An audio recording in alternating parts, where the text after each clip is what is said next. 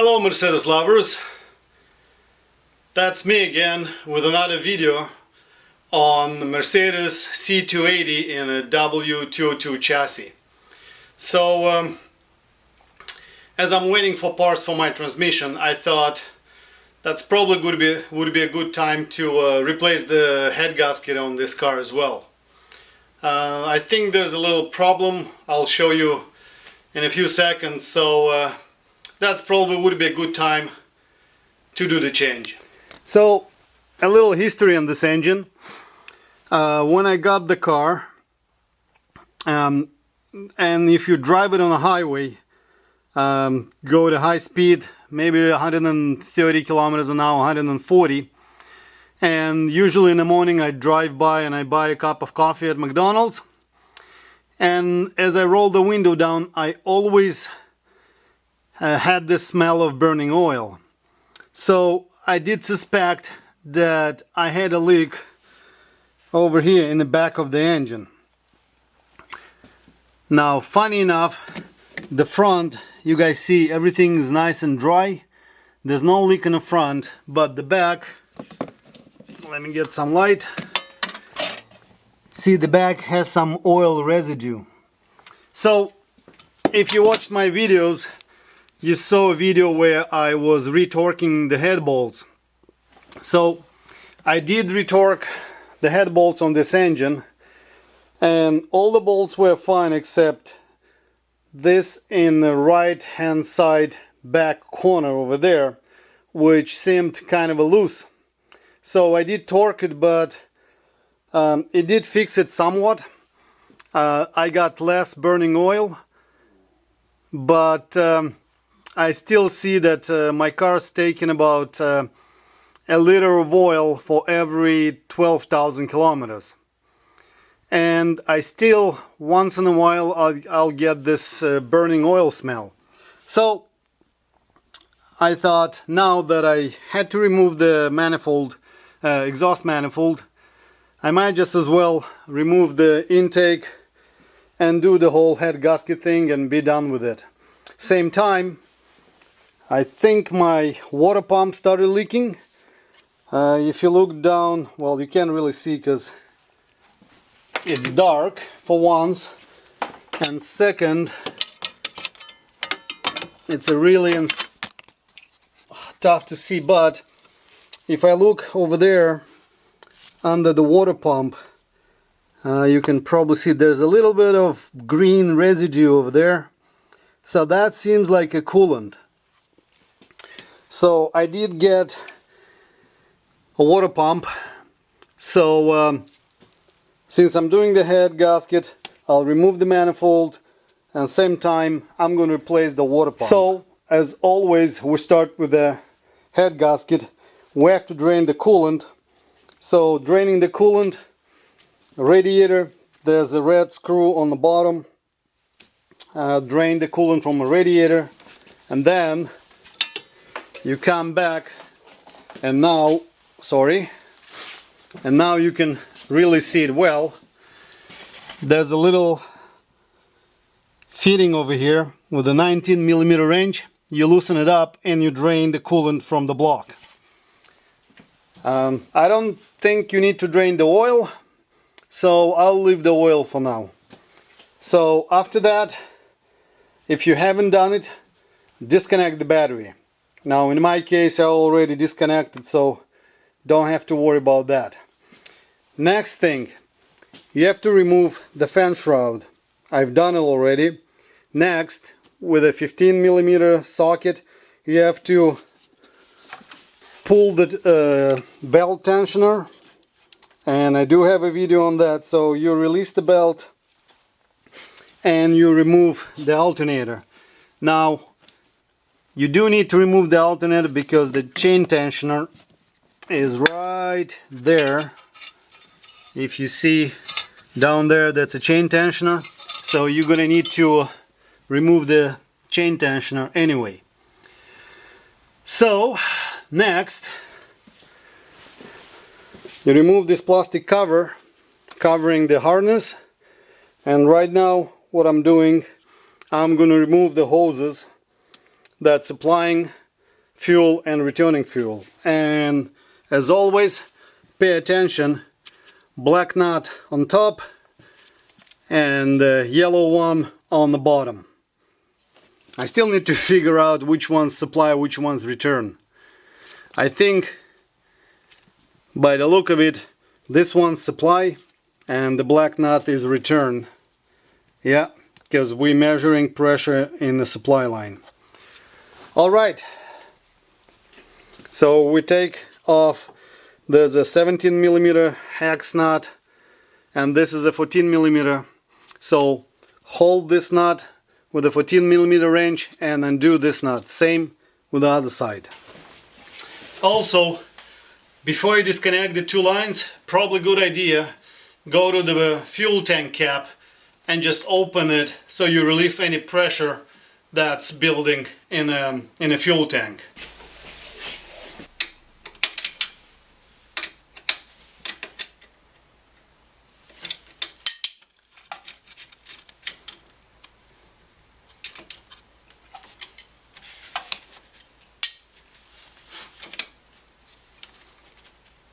Okay, I think the bigger nut is a 17mm.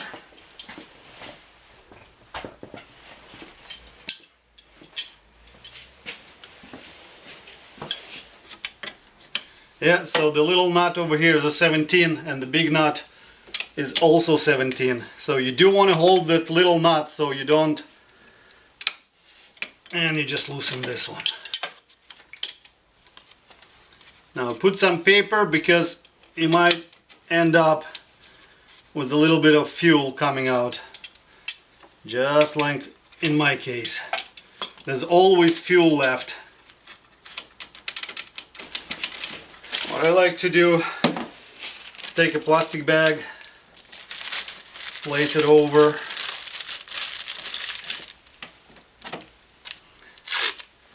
and just tape it.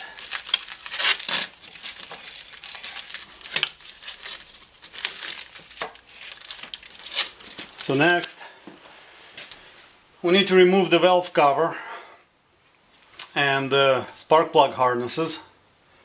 So in order to remove the valve covering, we need to remove this trough, and because it sits inside here. So 10mm socket.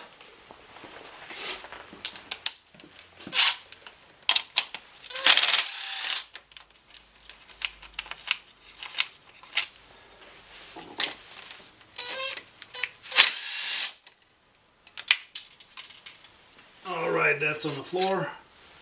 There's this little bracket. So now I'm gonna start disconnecting all the connections here in the front and cut all the zip ties.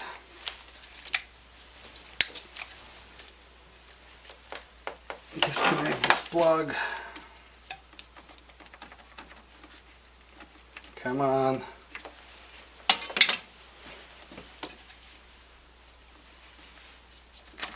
Okay.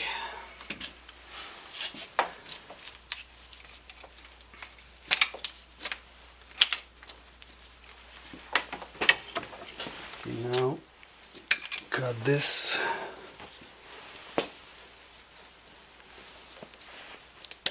Unhook that.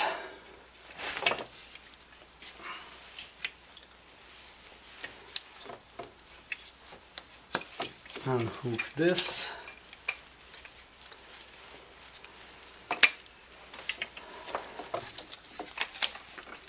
Okay, for the front, probably I'm gonna take this bracket off right now because it's kind of in the way.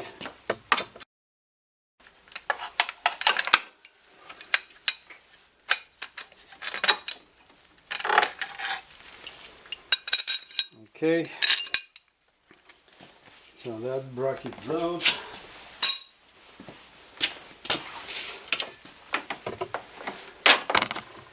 Now we can disconnect this vacuum line and disconnect. There are two plugs over here which are really tight.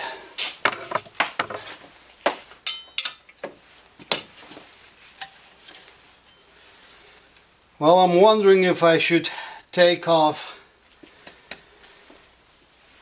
Maybe I should remove the fan, because it's really tight in here.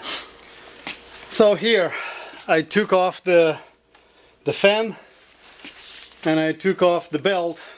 So to remove the fan, you can find my video how to replace the fan. You might want to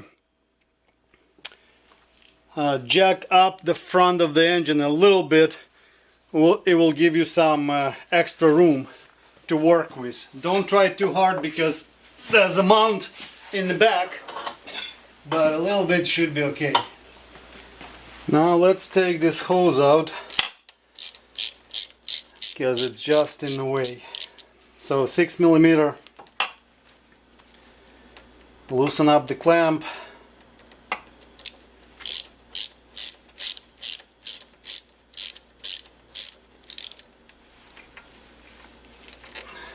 Pull it back. Now we need a screwdriver.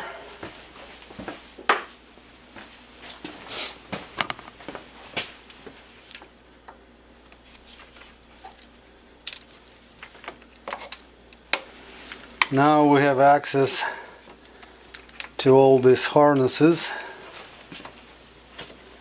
So let's see, maybe it's gonna be easy just removing the whole little block. Yeah, maybe I'll do that.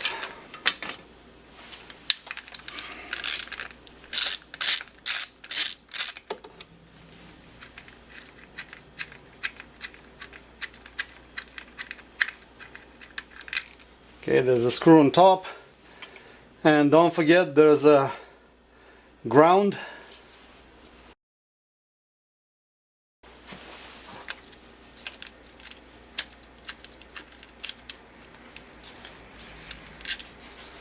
All right, so now we can disconnect it easily.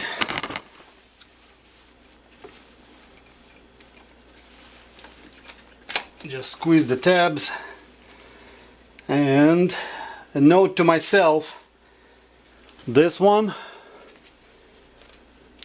comes from a side like this, and the one on the bottom has a straight.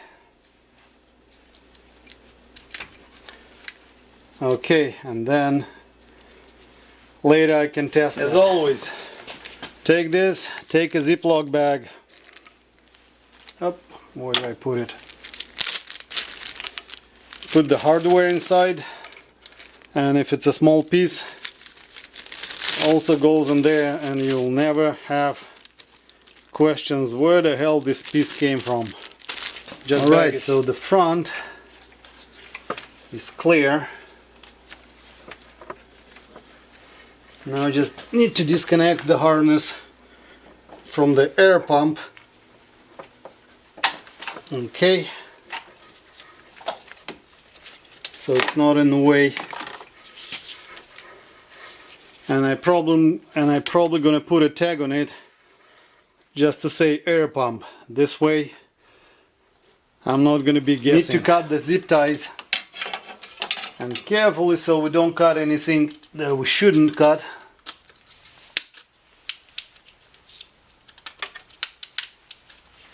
There's 1, 2, and 3 over here. Now we need to take all the bolts from the valve cover and remove the harnesses.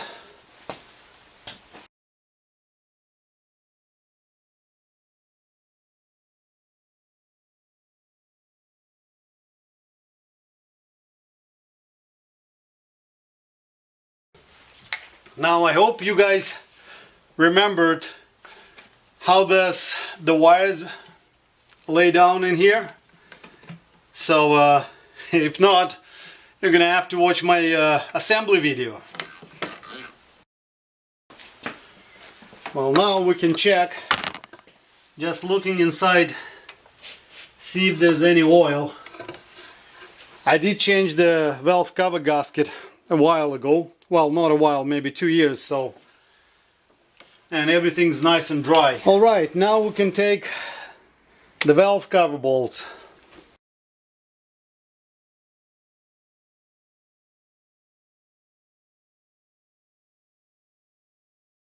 Now I usually say to take a piece of cardboard and place the screws so later you can put it in the same location.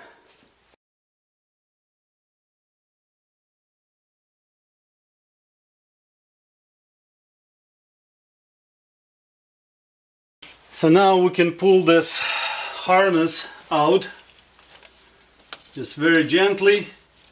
Try not to bend it a lot. And now we need to pull this trough out so we can remove the valve cover.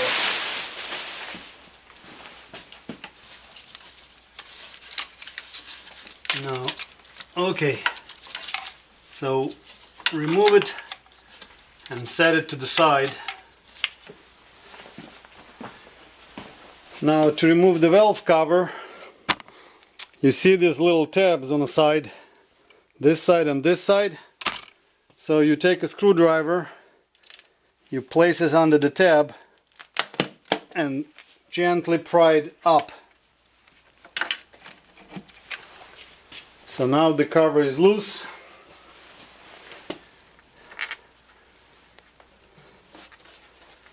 Now we can lift it up.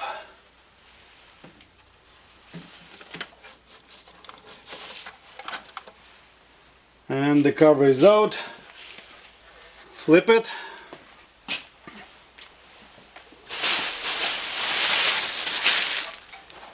So I have a large plastic bag.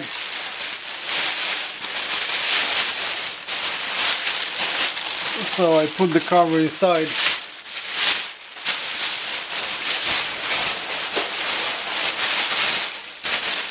Just like that, and it goes in the trunk. Make sure when you pull the valve cover, you check where those half moons are. There are two half moons in the back.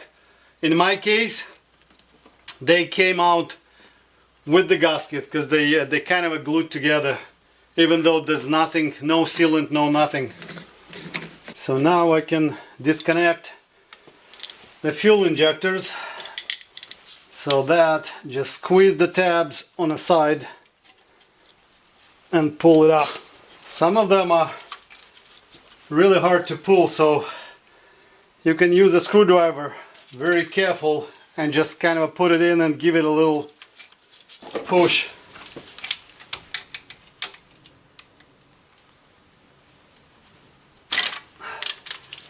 Or pliers, you can use them like that, just squeeze the tabs on the side.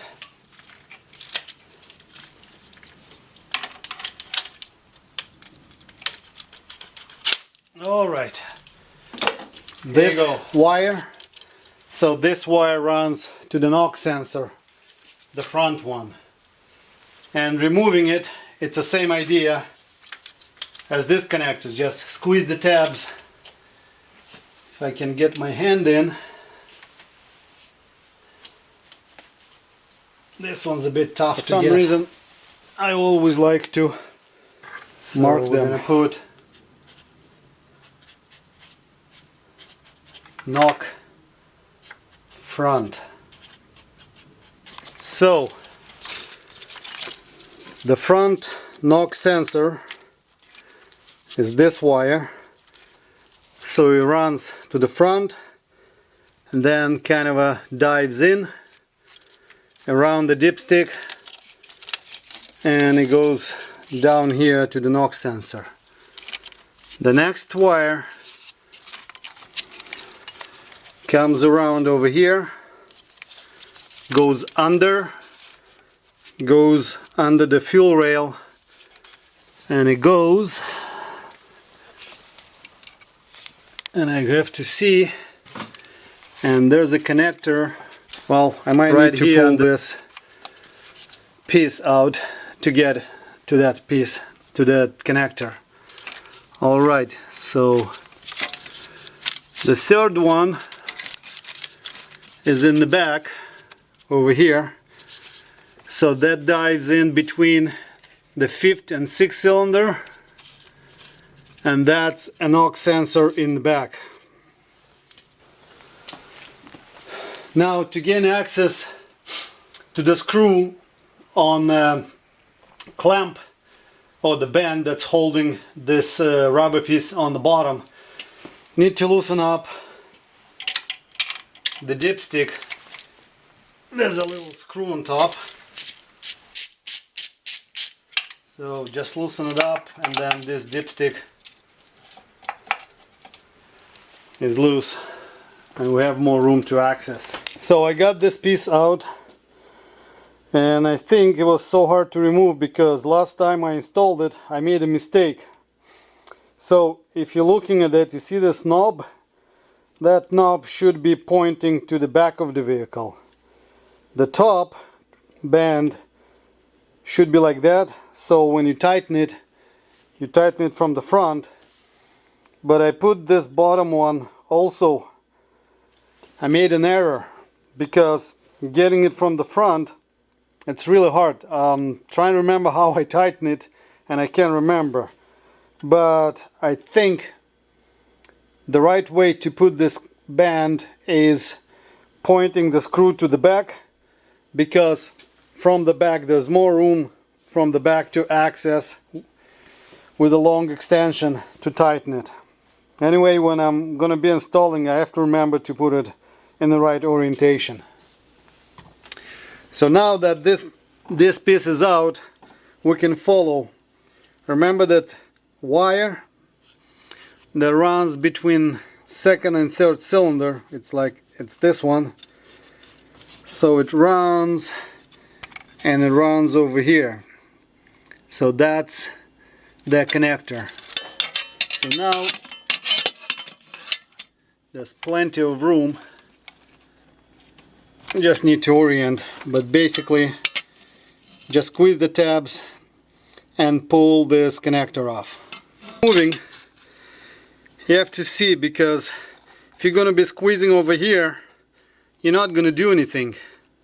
So the tabs are a little bit higher, like that, so squeeze it in order to release. I have left the last wire, and this one runs, you see it's that, where is it? The purple and black one. You see the purple wire? So now if you have a contortionist in the family, it would be really good, because somehow you need to squeeze your hand in and disconnect the knock sensor. So let's see, unless you can leave it, and when you remove the intake manifold, then you're gonna have more room to unhook that connector. So now we can remove the fuel rail, and for that you're gonna need a long extension, and you're gonna need an oil filter wrench, because the bolts in the back, you're gonna have to take that the oil filter cap. Or now also to note, if you notice, I'm holding a socket. It's because once I was doing this work and I switched the bolt from a socket head to a hex head, and those were a little bit easier to install. So you're probably gonna need a hex, an Allen key, and I'm gonna be using my socket with a swivel. So there are 5 bolts holding the fuel rail, 2 in the front, 2 in the back, and 1 in the middle.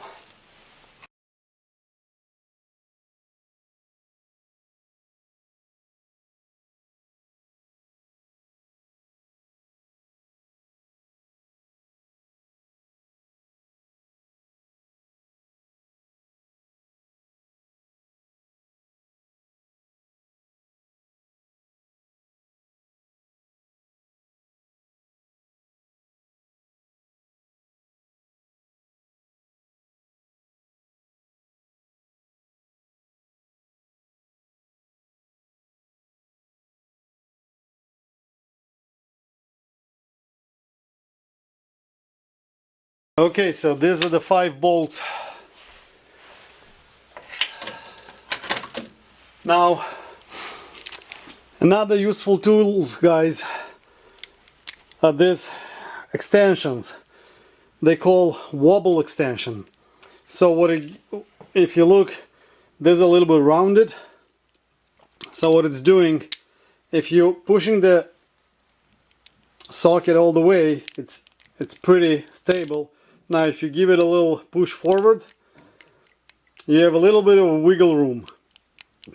So that helps over there, because you cannot access that straight. The fuel filter housing, sorry, not the fuel, the oil filter housing, it's right there in the way. Okay, so now I should be able to pull this fuel rail out.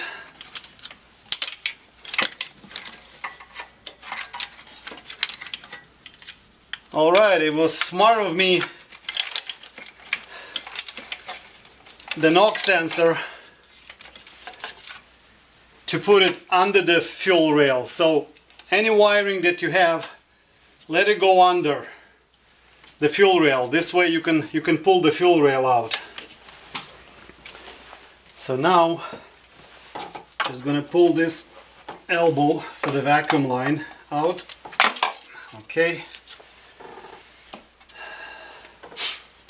And now we have 4 bolts left to remove the intake manifold. So 4 bolts over here and 2 clamps on the rubber hoses.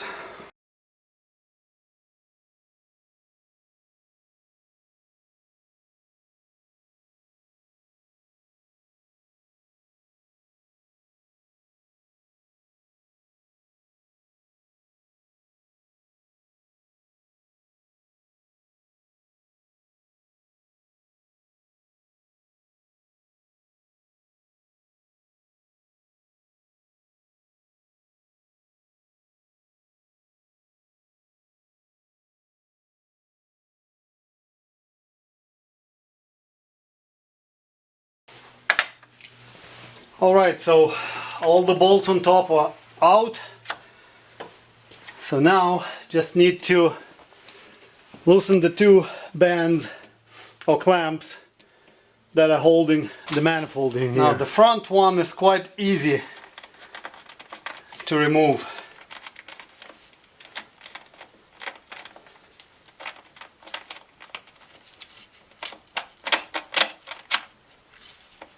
So this is loose.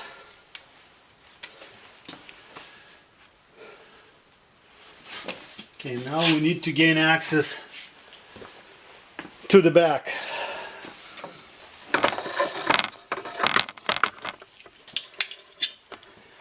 So to get to the back, we do this little trick.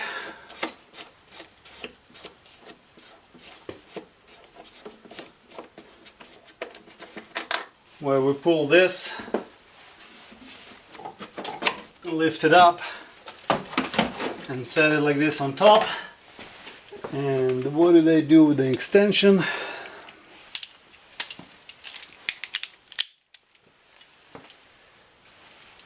Now I just need to find it. So you can see it from this side.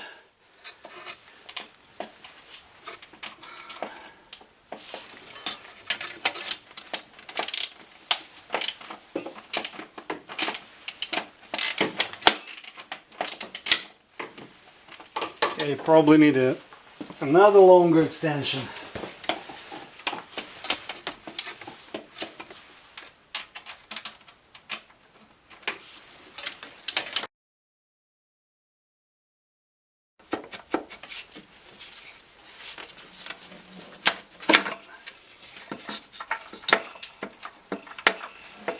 Okay, and pay attention, there are 2 dowel bushings, so they probably gonna fall on the ground, so you're gonna make sure that you find them after. Okay, now there are 2 rubber hoses that you need to disconnect, and I will show where they are. So one hose, okay, need some light. So you see there's a rubber hose, so you need to pull it up from here. There's no clamp there. Okay, now I already mentioned many times that if you never remove them, they're probably really hard, and they're probably gonna break when you're gonna be pulling the manifold out. So that's gonna be for sure replacement. And second hose is in the front. You see it's this one. So it comes down, comes over here, and down here is a clamp. So you need to release the clamp and pull this hose off. Now to release the clamp, I find that this kind of pliers are really handy. So I just go from a side, go down, squeeze the tabs, and I pull this clamp back. Let's try an Allen key. So push it down, bring it under, and pull it up. So it's coming already slowly. Okay. Now this one,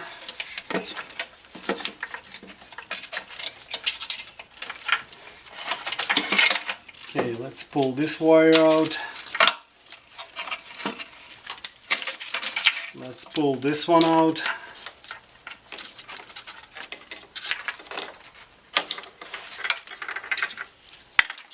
Like so. That. Don't forget, we still have the rear knock sensor connected, so we're gonna have to pull the manifold kind of up and then disconnect. So now that the manifold is loose, I can squeeze my hand and disconnect the rear knock sensor. Okay, almost got it.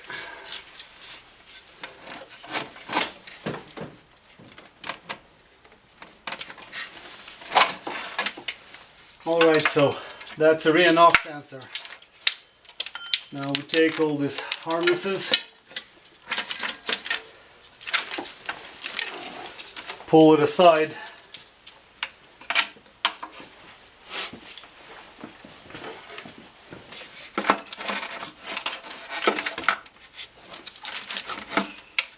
now let's see if anything else is holding. Nothing is holding it. Careful this hose, and the thing is out. Now check. You see over here there's a dowel bushing. You move to this side, it should be right here, but it's not.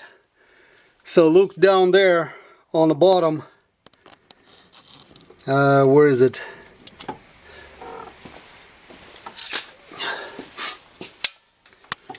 Do you see it? It's sitting over there, right in the middle. It's right here. So you need a magnet to fish it out.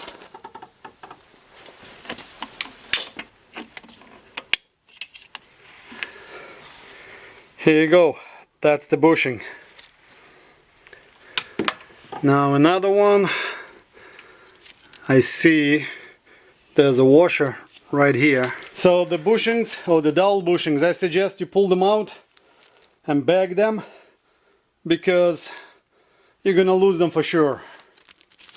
This way at least you know where they are. So next, guys,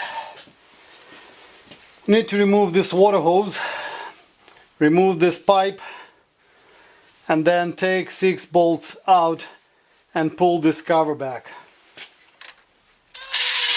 Now I should be able to free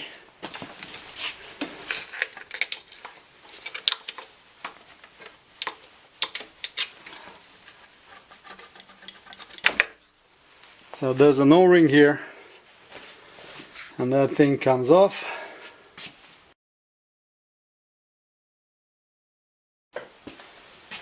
Now just give it a twist. No, the twist doesn't work. So I need a screwdriver. So with a small screwdriver, just insert it.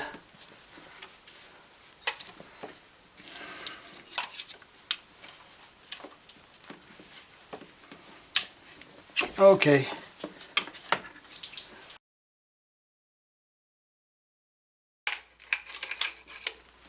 Okay, the screw out.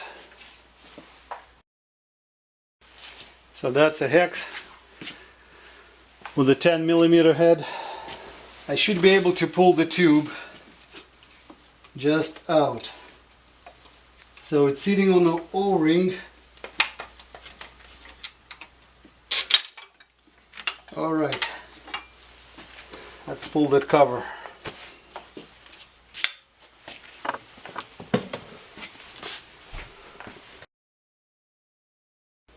Since I'm going to be pulling the head off, I might just as well right now pull the pin out, because it's going to be easier to pull it. So to pull the pin out over here,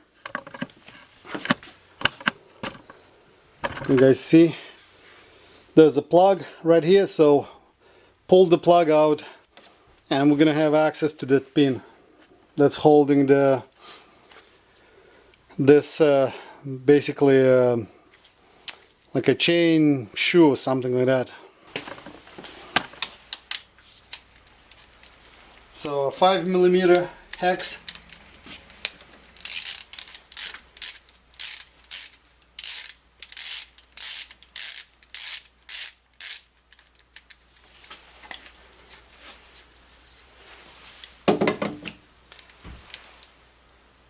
Okay, careful, because there should be a washer, so there's a crush washer behind it, just to keep the oil inside. So in order to pull that pin out, we're gonna need a bolt. Where is it? Something like that, and a bunch of washers.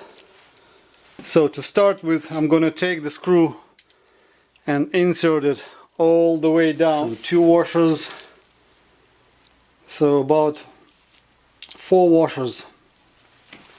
And when it bottoms out, I'm going to keep adding washers and pulling the pin out. Alright guys, I'm not sure if my camera was working or not, because something funny with the camera. So, and I'm not sure if I captured how to remove this pin from this hole. So again, I'm just going to repeat myself. You take a bunch of washers, preferably a bigger size, so that the pin can fit through. So to start with, as the pin is there, you insert the screw all the way down till it bottoms. See how many washers would fit, and you add 2 more. So you put the washers on top, well, on the screw, and the biggest size, preferably closest to the casting. So you insert and you start torquing the bolt, and you will feel how the pin is gonna start sliding.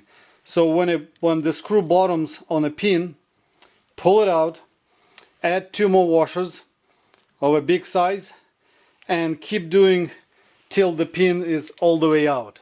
So that's a pretty simple procedure like that. Alright, now that the pin is out, we can remove the 6 bolts and remove this cover.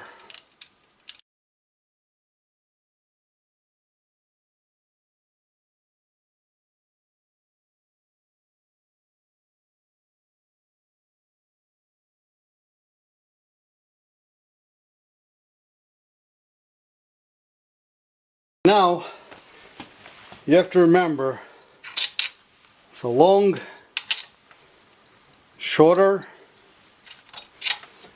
and short.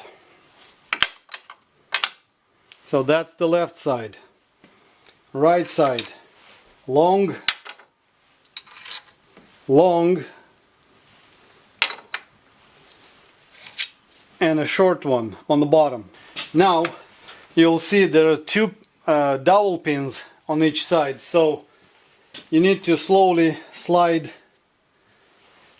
this cover back, and for that, down here there's a place where you can insert the screwdriver and just pry it open, kind of like that. And there should be the same thing on this side somewhere. I don't see it. Oh, it's right there.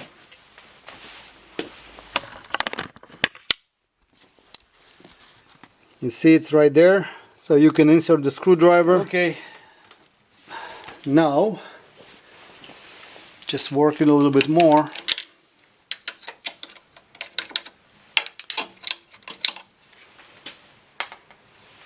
And you can just make sure this shoe stays. You can actually remove it while the cover is still here. What you need to do is have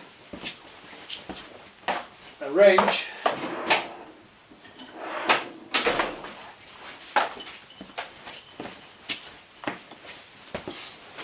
So you have a wrench and you find there's a hex between 4th and 5th mount, or actually 1, 2, 3, 4, 5. So 5th and 6th mount, there's a hex on a camshaft. Find the right size and just basically pull it forward. Actually not forward, you turn it this way, so then your chain is going to get a bit loose.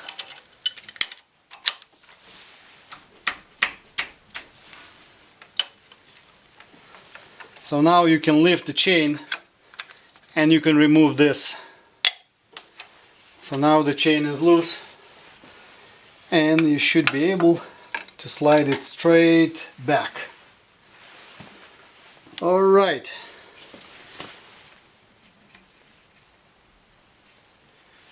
Somebody glued it in. That's interesting.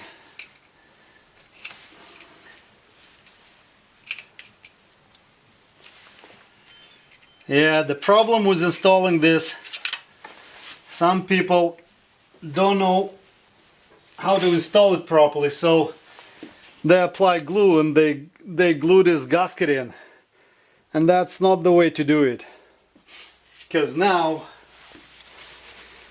I need to clean this up, all that glue. Yeah, definitely they put some RTV inside, you can see. That's kind of a crappy job. Next, we need to remove the chain tensioner.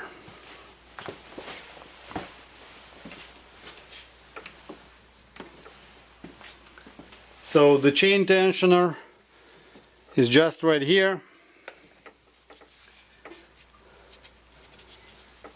And I suppose we can remove it as one piece.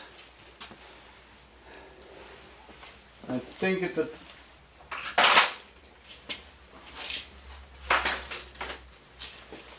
27mm socket, as I recall. Yes.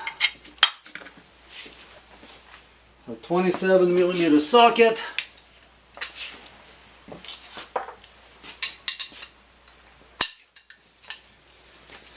You need a long bar because that's 80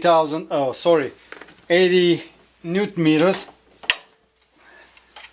So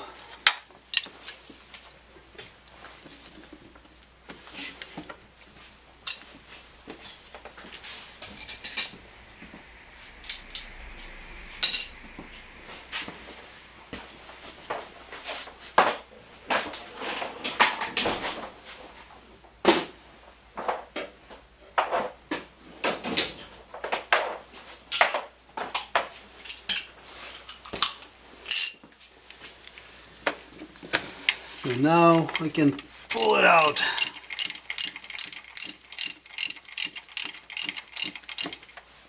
And you see the chain is getting loose.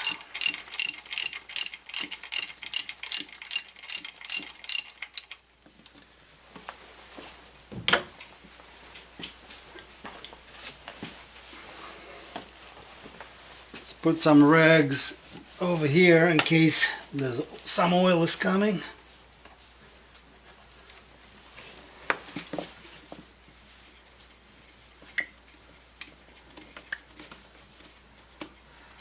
And as you're pulling, you can hear how the chain tensioner is extending.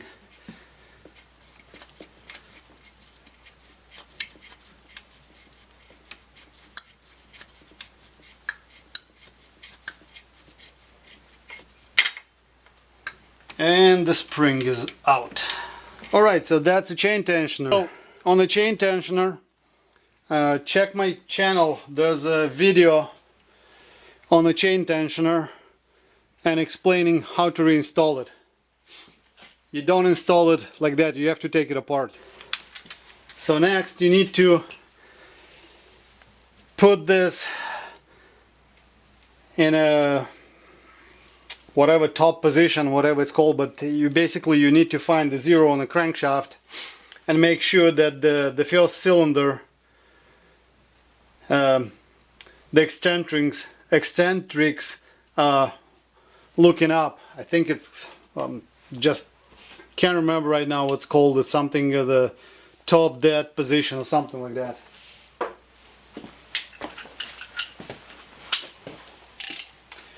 So preferably when we're turning the crankshaft, turn it this way, clockwise. So put a ratchet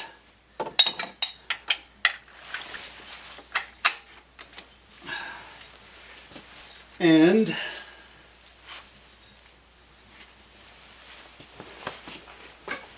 so I need the light, and you can see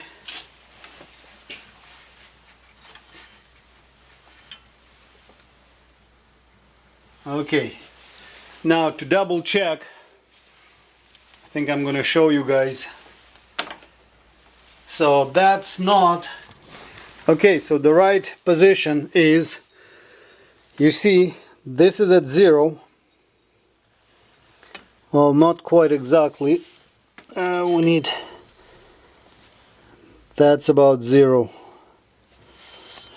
But how to check? You need to turn on this side and see there should be some holes over here, but they're not lined up. So this one and on this side, which are 4mm holes that you can put some pins in it, but it's not there. So we need to do another revolution.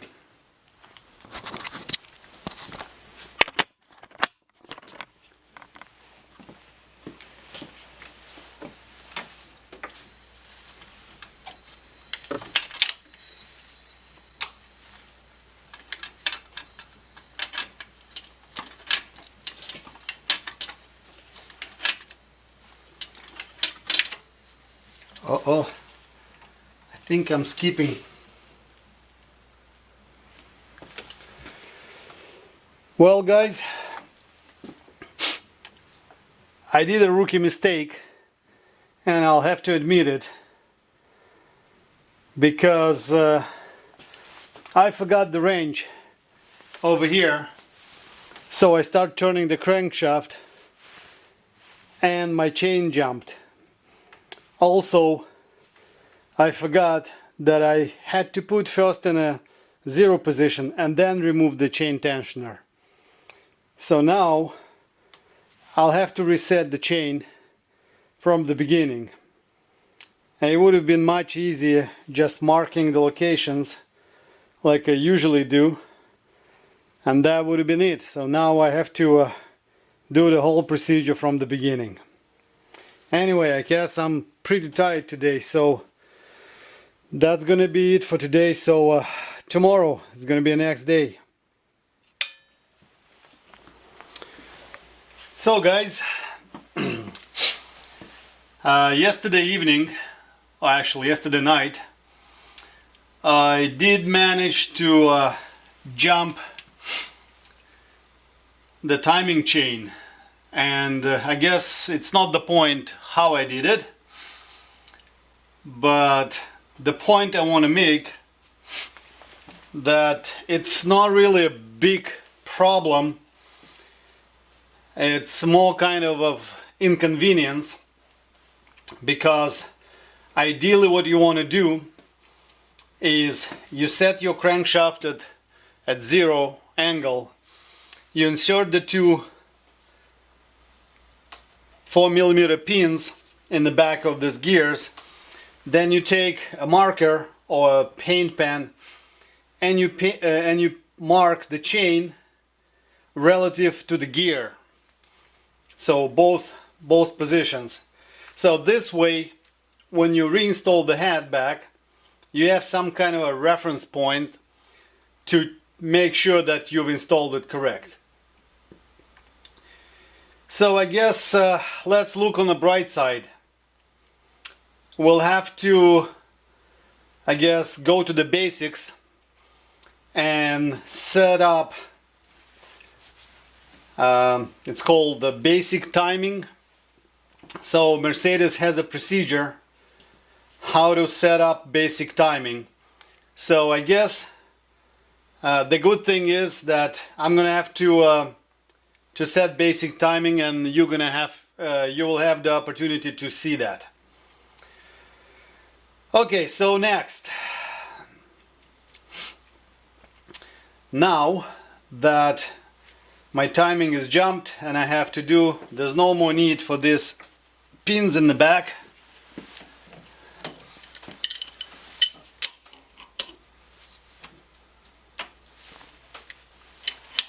So this could be removed.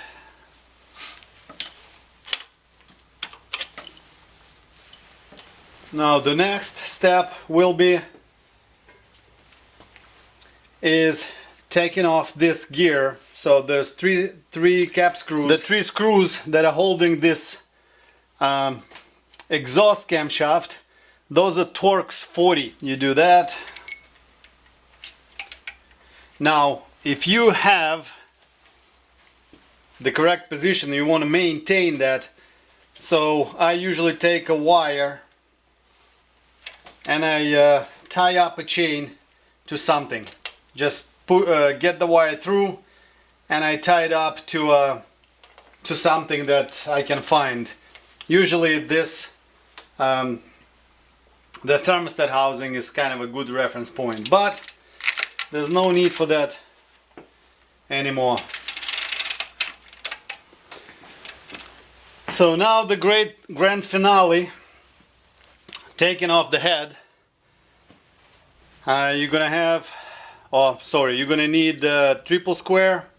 I think it's a 12mm triple square, that's what it's called. So and we're starting it from the middle, so 1 2 3 4 5 6 7. So then we started from here.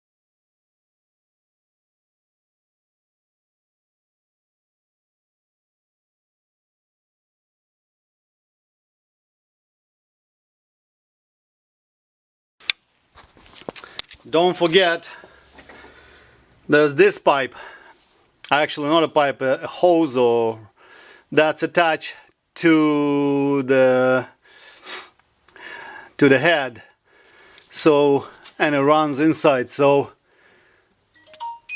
we want to disconnect that. So I'm just thinking which side is better to disconnect.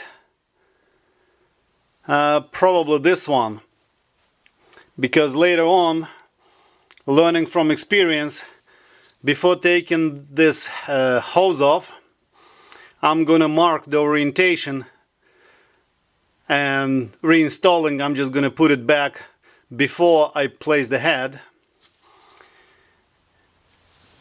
And probably this bracket comes with the little piece of tube that has an O-ring and runs inside. So if you're buying an $80 kit or a head gasket kit, that kit has this O-ring, and usually when you're doing something like that, like you already removed the head, so good idea to replace that O-ring. Now also, if you haven't done yet, there's a plastic piece right here. That plastic piece tends to get brittle. I did replace it, so you might consider, since you already opened up all that, you might consider replacing this plastic piece. Look for a video. I have a video how to replace it. It's not that easy. There's a lot of disassembly you have to do. You have to take off all this plastic in order to get to the hoses on the other side, because I had a coolant leak right in here.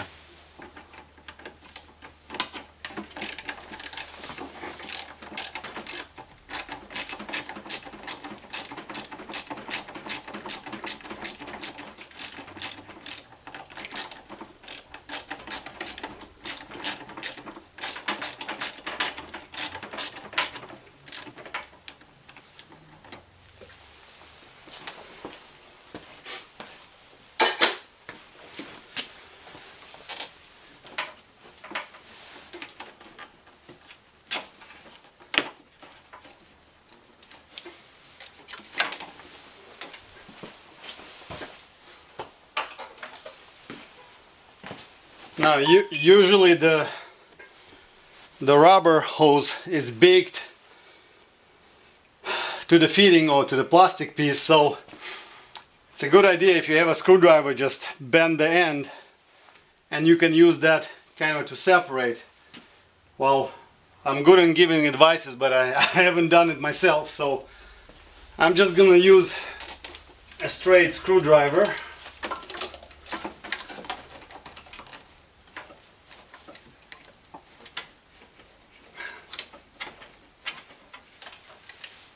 Now make sure your oil filter is closed at the cap completely, because probably we're gonna get some water coming.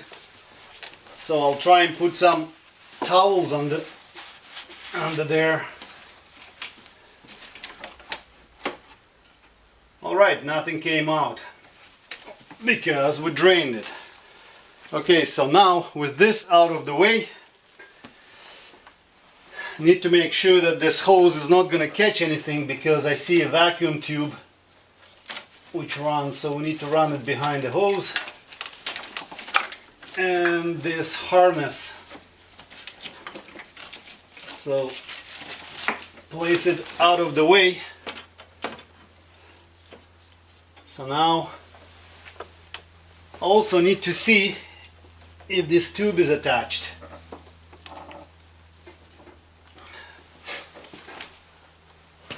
I'll just try behind. Okay, so the EGR tube is free, it's not attached to the head. Let's try this. So we'll put few towels over here just for cushioning. Prepare 2 plywood pieces like that.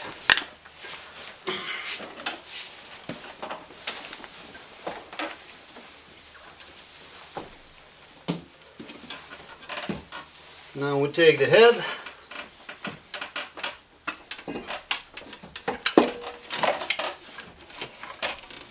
Oh, and the gasket is holding. I don't like that.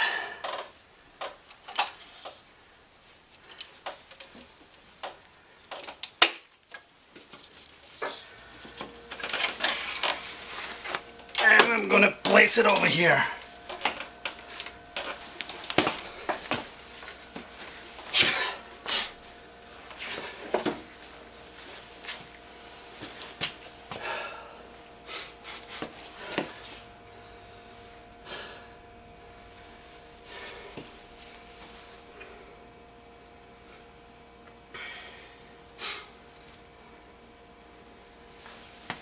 Okay, now I just need to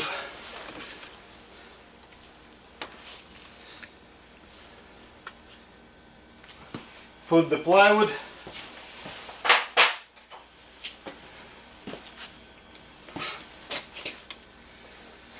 take the head,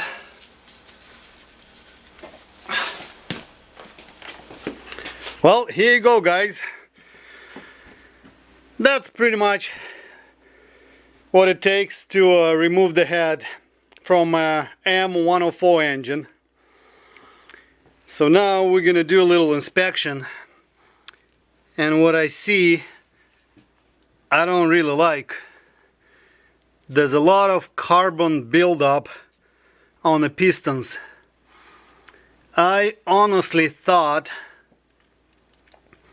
that the condition of this engine must be in a better shape, because when I pulled the exhaust manifold, there wasn't any black deposit in there. It was pretty much like light brown, like when you're looking at the spark plugs, and if the spark plugs are working perfectly and everything's perfect, they have this kind of a light brown deposit. Now this is terrible.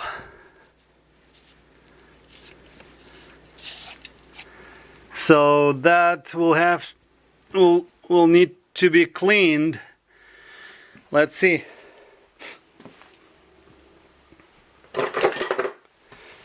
I just want to see how hard is that. Actually, it's not hard to clean, so I'll have to clean this. It's coming off. Alright, so that will get cleaned. I'm not sure if on a previous head gasket replacement I showed, but when I was cleaning the pistons, I took towels and I covered all these holes that the coolant runs and all the oil holes. Now, and the piece of paper or the towel, the paper towel has to be pretty big, so if you put it in, it's just not gonna drop. You actually have to force it in carefully so you don't rip it, and then when you're done cleaning, just remove it. Well, that's the head. Oh, sorry, that's the block and the pistons. One more note, if you noticed, this dowel pin stayed with the block. This one came off. And I'm not sure why there's so much crap inside there.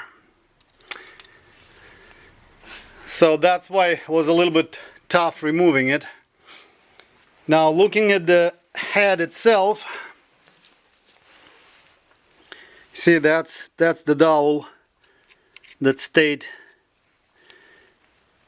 It looks like somebody already has done the gasket, because this is an updated gasket.